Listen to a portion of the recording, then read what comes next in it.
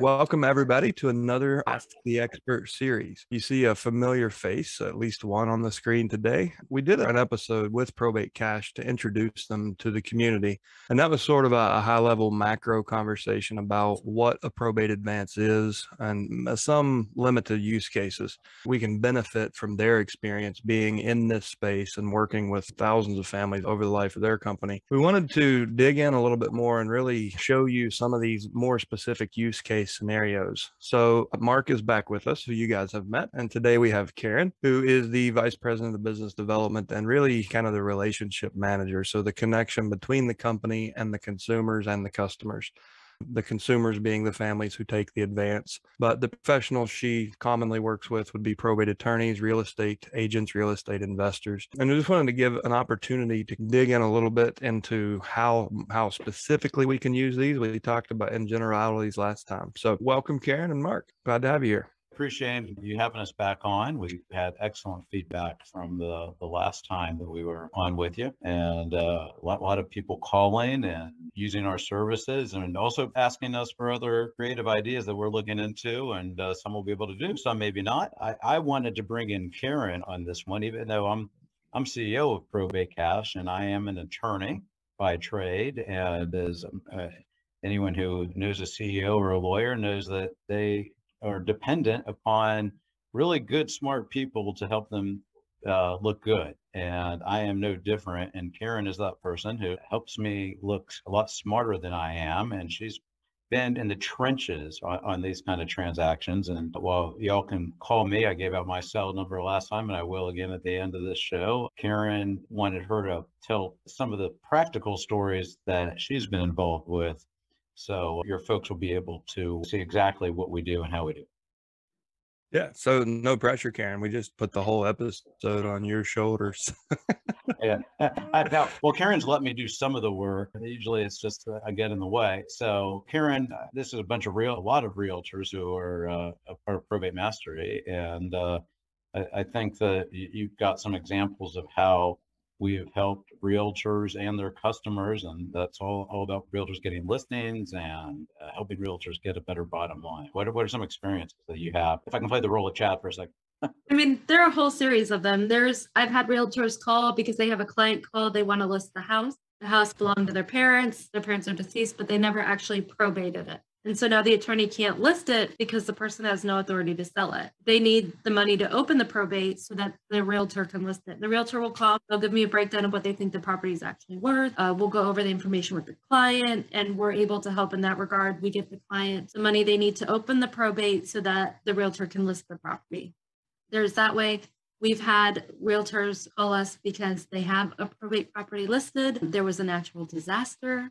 That property, the insurance was not up to date since the decedent had passed away. They need to access some funds so they could repair the house so it could be livable and it could be sold, as opposed to just selling it down as a complete tear down. Obviously, that affects the realtor. The price that they can sell the home for affects how much money they can make, and we're actually able to help in that regard. There was another case up north. There are basements. We're in Florida. We don't have basements, but there was I believe it's pronounced a bowed wall, where the wall was curved and they need to fix it. The house was not sellable. And so we were able, realtor called us. My client has no money to fix it. It's an estate property. Can you help? And they were able to fix the wall. I believe they got over asking. It was a really great turnaround for them.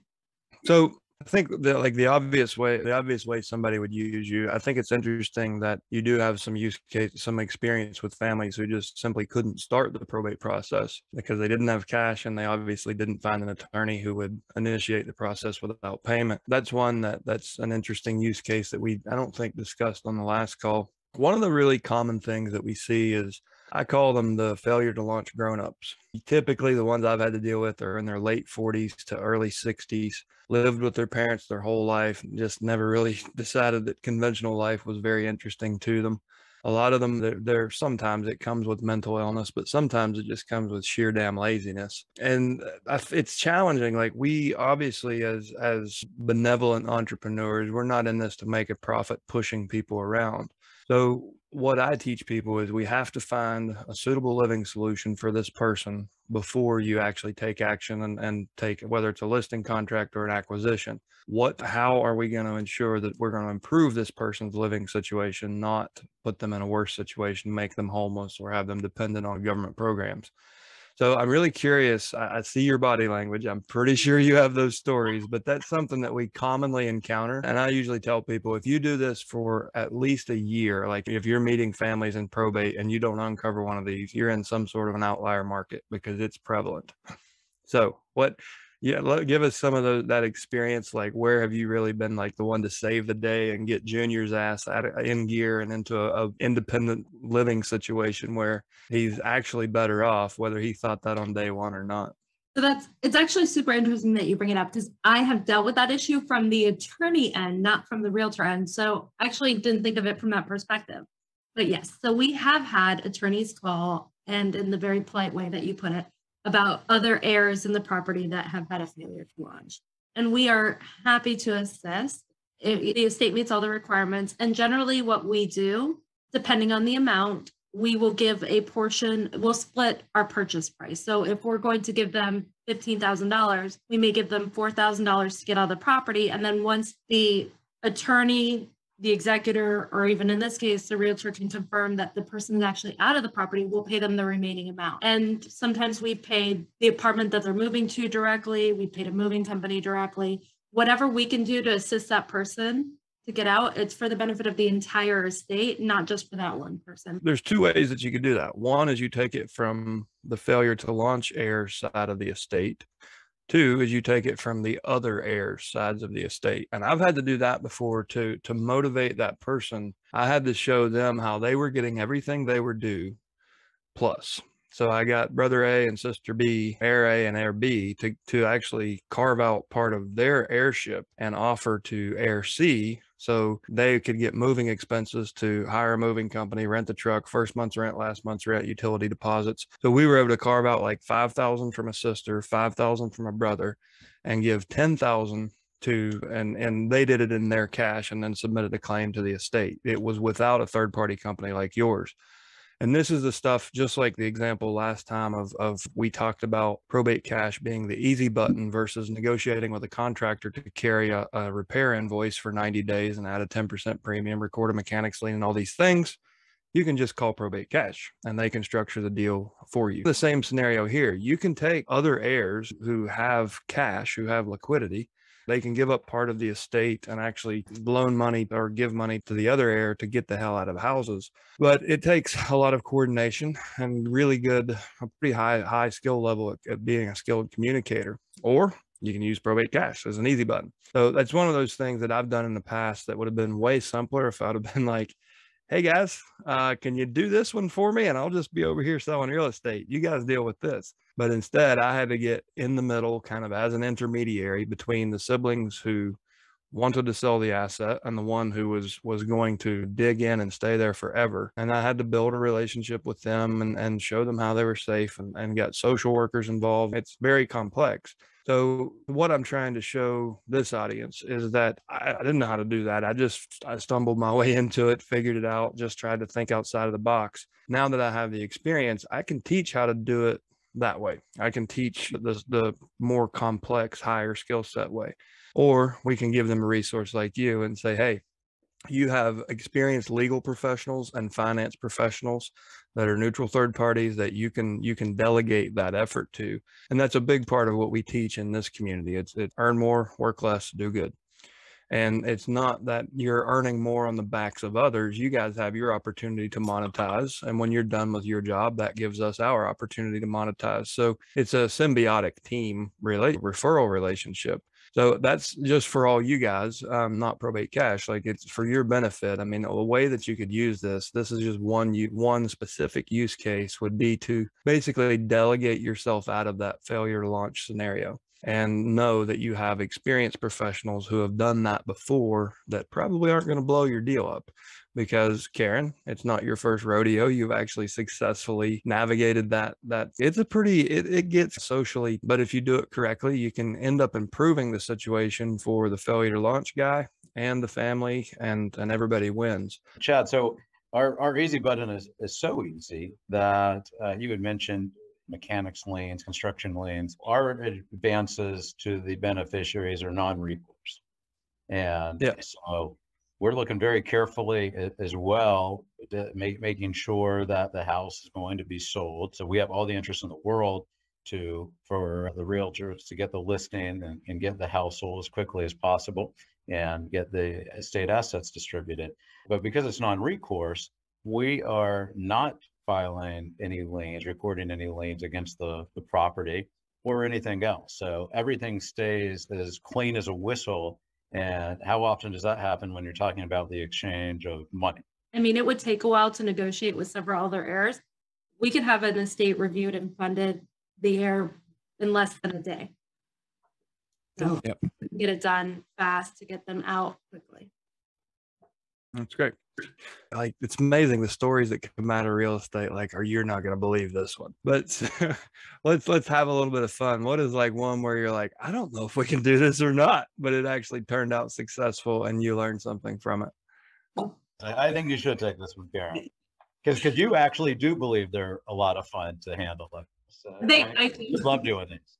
I really do. I think my favorite was, and we have a nickname in the office. We call them the murder houses. So when a murder has been committed within a home, it can be a little more difficult to sell. And a lot of people won't take that risk, or it'll sell for well below market value. And so the heirs are really struggling, and they really need to make sure it's been cleaned and properly painted, and it has none of that semblance or leftover. And we've done a few of those. And I think it's interesting because some people are super superstitious about people dying in the home, especially if it's been a violent act. So I think they're the most interesting because one, I like the background of the story of the house. And two, when you get it done, it feels like such a good accomplishment when they get the house sold and the heirs can get what they need. It's not to just share dark stories, guys. There's a point to this. It was something that I had to help as a coach. I had to help one of my clients navigate, and it worked. But we had to get really creative. Murder, suicide, husband, wife. One kid was 17, one was 16, one was 18. And didn't see it coming. Like it was just like nobody expected it. It wasn't an abusive relationship, and the kids were just mentally shut down. Nobody could reach them. And the person I was coaching actually made contact with them, but they didn't get very far. It was just a superficial conversation. They didn't have money to initiate the probate process. They didn't have money to to rent a house. They didn't have credit to be able to look good on a rental application. And it just seemed like an impossible situation. And through using contractors, because this was before I met you guys, the solution that we used there was sell the personal property, get what is the crew called that comes in and cleans up? Not sanitation crew, but anyways, get the cleanup done, the biological cleanup. Yeah. And then get repairs made, have a contractor carry the invoice through to closing with a premium for his risk, and then get it sold so we could finally get a social worker involved to get these boys into suitable housing. And then, as you can see, that had a lot of moving parts, and we had to coordinate a lot. But I mean, there's real life situations where, I mean, imagine that your mom and dad, you think everything's going fine. All of a sudden you come home and mom and dad are no longer there. Not only that, you don't have access to any of their bank accounts. You don't have any cash. There's no way to buy food. Where the hell are you sleeping tonight? The police have basically taken possession of the home for an investigation. What do you do? And that's one of the crazy scenarios. I mean, it's unreal what you uncover reality when you work in this space. And if you can think outside of the box, like the solution I pulled together for them was relatively complex compared to what you guys could do, and saying, hey, what's the house worth? Okay, here's money today. Go get yourself a hotel, and I'll have a social worker there tomorrow. And it would have been a more controlled, less stressful conversation with those boys had an option like you on deck on my team. At the time, I didn't. I actually used a contractor who was, this person's contractor. Like, that was the one person who had strong enough cash reserves. I could put them into the role that I would have plugged you into to come up with some solution. So anyway, that's one of the real life scenarios with one of the clients that I've coached that actually had to navigate that for two heirs, one minor, one 18-year-old, and they were just like frozen. I mean, you can imagine they would have been homeless probably. had they not, brought that to the community and we transaction engineered it. So you said something earlier, like you show enthusiasm telling stories in this, but it's what that tells me is it's because you actually do have a will to serve. Like you seem to be very excited to be able to help someone when they thought they were in a hopeless position. And that's pretty cool. I think that's why you guys are here. A lot of the other advanced companies that I've spoken to, they pretty much act like a hedge fund or a private equity firm on the front end, like on the public facing side. And it's just more of a cold, listen, we got it, you want it, we're taking part of it approach to the families, where you guys have actual real stories where you treated people like people. That's pretty cool. So I appreciate you sharing some of that. Thanks. Even the dumb CEO here knows that this is a relationship business, and it's the relationships with our customers, but that relationship transcends to realtors, to lawyers, and the advances we provide, the money we provide, helps everyone. Just like the heirs who are going to take an advance to get the guy who needs the failure to launch, or rocket launch is the term, to get him out of the house. The advances help everyone. And so in our sense, we want your group to ask, how can we help them as well? So, and we believe by helping one, it helps all. Yep. So since this is a micro conversation, we're getting down to the nitty gritty. How can we use this conversation? I'm gonna take it a little bit deeper, something I've never discussed with you guys, but I'm gonna ask you in front of the community. Have you ever had a scenario, or will you consider not taking cash in exchange for the advance, but actually taking real property or personal property? So luxury vehicles, yachts, boats, cars, but most importantly, and more likely, what if you had a piece of real estate, like triple net commercial real estate, that takes a long time to sell, but has a high level, almost institutional level security? Is that something you've ever done, or something you would consider? I know Karen does have a story, not commercial, but we do find ourselves sometimes in the position where, not necessarily by choice, we end up ownership of a home. But one advantage of Probate Cash is that we are a part of a whole group of companies that do various things. What one arm purchases structured settlement payment right. It advances against other types of receivables too. But we also have other companies who are in the cash flow business who will take security interest or even outright purchases of commercial property. And the macro course had really positive feedback from your folks. And some of that feedback was, hey, can you help me do something that's not exactly just giving an advance to a beneficiary? And my honest answer is, well, that's our core business. That's what we do.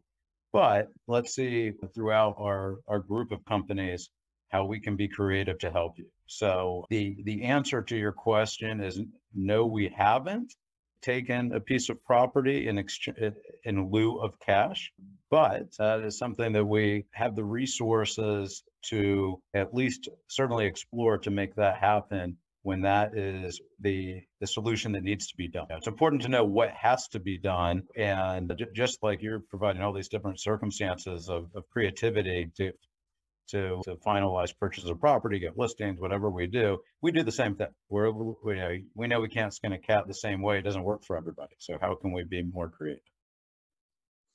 The reason I asked, from a real life scenario, the one that the most, I guess, notable that comes to mind, it was in the state of California, where the average probate is going to take about 16 months because of the complexity and the size of the states. And there's interesting studies where I've recently seen that the higher the value of the estate, the more complex and the longer it actually takes. Some of that is because of complexity. Some of that is because higher net worth individuals have such unique assets. They take longer to sell. They're on that right-hand side of the bell curve where there's less buyers, but the few buyers there are will pay the premium price. So it's not just as cut and dry as there's a house that's full of stuff, let's get it empty, get it sold, and move on. And the heirs know this could take years. And the one that comes to mind was a $53 million, based on a commercial appraisal after the death, was a $53 million seaside hotel in California, like a cliffside hotel. and it was an old boutique hotel from the 50s. The family, they knew it was in their inheritance, but it was in disrepair and needed dealt with. And it could take years to sell an asset like that, a distressed boutique hotel in the state of California on an eroding sea cliff, right? Like, so there, it's a very, very specific buyer. However, at the right price, I think if I were in Mark's seat, I would look at that as an opportunity of, well, okay, we'll give you $1 million advance against it if you make us a 50-50 partner or something like that. And we ended up not finding a creative solution for that. We ended up closing the probate. The asset was inherited, and then it was dispositioned after the probate closing as an inherited asset, and it took years. But there's things like that. A more simple one is in Fayetteville, Arkansas.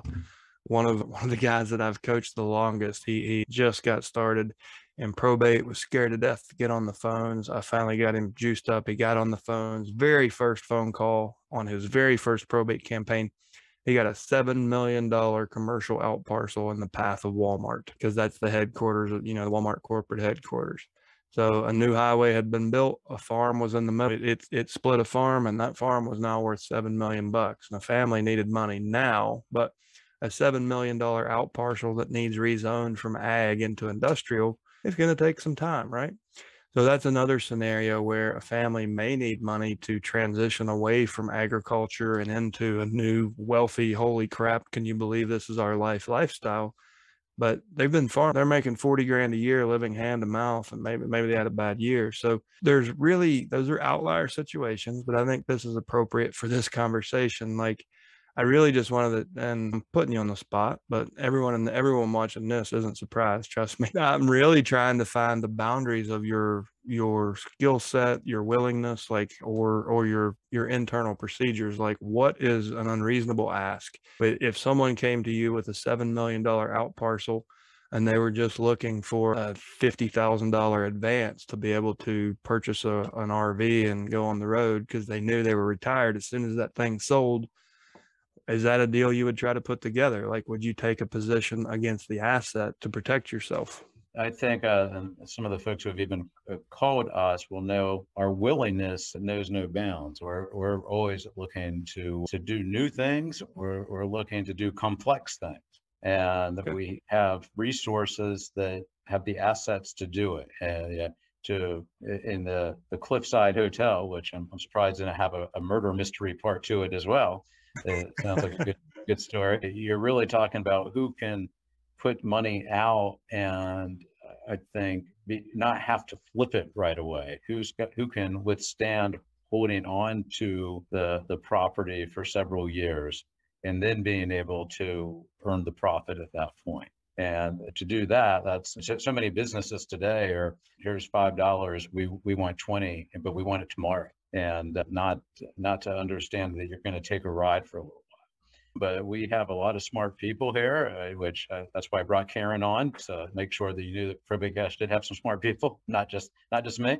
But we also have the resources, and we will try to do what we can to get that complex situation and expensive situation. I will give an example of a really complex one we did. There was a commercial building in New York, and it was essentially a co-op. 12 friends bought it 60 years ago. 7 of them died. It was supposed to get to heirs, didn't get to heirs because they didn't actually probate it. Now they're down 2 generations later. There's now 30 people involved to sell this multiple building co-op type situation, and one of them wanted to complete a transaction. And we did. We knew the risk. We knew the way they had structured the settlement between the remaining people is everyone had to agree on the realtor. Everyone had to agree on the listing price. Everyone. And getting 5 people to agree to something is difficult. Getting 30 people to agree to something is even more difficult. But one of the essential heirs to the property needed funds. And we were able to work through that transaction, work through the co-op agreements, look at the regulations, make sure that everyone was on the same page, and advance that heir while they waited for that property. I believe it actually just sold about 2 months ago. And it was a while ago. Well, that's a great example. The whole intent of that was to show that you're not just this buy box underwriter that says, if it doesn't fit in this box, don't even bring it to me. And that's what I wanted to demonstrate to these guys. Like, you've got a stable of attorneys and finance brains that I would expect you should be able to figure out a creative solution for damn near anything, even if it was in lieu of cash, accepting personal or real property that might be really unique. Because, as my understanding, you're not federally regulated. You're not under those same underwriting standards that a bank might be. You have more flexibility because of the private nature of a private finance business. Is that right? Yeah, we basically we advance money in exchange for usually non-recourse interest in something. So, but that includes if you take a piece of property, that's fine too, and it is still the same risk involved. So you're going on and you're basically, as you alluded to, a partnership. And yeah, we have the flexibility of being creative and not being limited to just what our core. I mean, well, I think our core is great. We love advancing money to beneficiaries against their inheritance. It's clean. We make quick decisions. It goes through the probate court. There's no liens, rarely any credit reports. It gets stuff done. But that's not always going to be what you need. And if you need something else, call us. We'll take a look at that too. Yeah. So the bigger point here, guys, is don't shy away from asking. If you don't ask, you don't GET. That's for sure. So no matter how crazy your scenario might be, if you think that one or more of the heirs may benefit from an immediate cash advance, what the hell? Put it through underwriting, even if that's just a conversation with these guys to underwrite it at a high level and say, yeah, we can't do that. But I think you might be surprised. I mean, listen to the story that Karen just shared with you about a very complex co-op ownership scenario that they weren't afraid to take a position in. So that to me says a lot about you not having this round hole that only accepts round pegs. It's like, yeah, bring the square peg, we'll make a square hole. So there is flexibility in your underwriting. So that's the answer I would expect from somebody who's part of this community, and I'm happy to hear. So I think that's a pretty good look at what the unconventional ways that we can use you. We've talked about the conventional ways. I'll give you guys the opportunity. Is there anything that I haven't asked or the conversation hasn't led us to that you would like for this community to know about your company or you guys as people? The people in this company, I think we have close to, if not more than 100 years of collective experience in figuring out how to take future cash flows or interest in something of value and make it worthwhile. I've personally factored all sorts of receivables, from lottery prize payments, professional athlete contracts, to this interesting probate world, to inheritances. So there's few things that we haven't seen, but then we also, throughout those years, just the resources that we've accumulated and the people. I've always said that the best, the people who know where to find knowledge. That's the half of knowledge, is where to find knowledge, and it's really important to have a good Rolodex. And we want to be part of your Rolodex. And when there's something difficult, call us and let's see how we can help. And one thing that we've done here is also we get phone calls from people who actually need a realtor refer. So we like to be able to refer realtors to folks. We like to be able to refer probate lawyers, appraisers, anything that you can imagine when someone passes away and they're going through the assets. So that's, I'd say, we're a one-stop shop for a lot of folks. I like puzzles. Okay. That's how I look at these. I look at them like they're puzzles, and how can we make it work? And oh, I get it. I'm the same way. In creative financing with real estate, I'm like, oh, there's 44 variables. Let's get to work. It's just like a big old real estate Lego set. Absolutely. And I pride myself that I work for a company that is really good and being really open and trying to figure out solutions and listening to them. My favorite part. Well, great. So Mark put you on the spot and said you're going to share your cell phone with the world, and we're going to get millions of people to watch this video. So, but no, seriously, what is the best way to get in touch with you, Karen, if anyone's interested in having a private conversation? Sure, absolutely. So my work phone, which will ring to my cell phone, is 561-242-3082. That's 561-242-3082. And my email is super easy. It's Karen, traditional spelling, Karen @probatecash.com. Okay. And Mark, do you want to share on this video too, how folks can get a hold of you? Sure. It's Mark, MARC, @probatecash.com. And my phone number in the office is 561-476-0018. And I did get my cell last time. I might as well glutton for punishment because I haven't figured out the technology to forward it to my cell. But my cell is 310-734-9437. All right. Well, guys, thanks so much for another transparent conversation. I'm really glad that you connected with a lot of members of our community already. If you guys have questions, if you have real life scenarios, if you think you have ways that you could use them, if you wish I would have thought to ask this question, you have a different version, call and ask these guys. That's what this is for. They're putting themselves here as a resource to our community. So go get them. But thank you guys so much for watching. This one more thing before we leave, Chad, or are we off? Leave my cell phone. That's not happening. That's right. I just want to let people know also that we believe value is important, added by everybody. And to that extent, we also pay referral fees. And so your folks should know that as well. Okay. We'll be sure to include that. Is there something you would have us include in the show note? We can provide the referral. So the referral fee. Is there a certain, like a web form they should submit through to keep track of that, or what's the process? Got it. Usually they just call us and they bring transactions to us because we're flexible in the fees. So it depends on a few different factors, but we give the best. I think we give the best referral fees out there.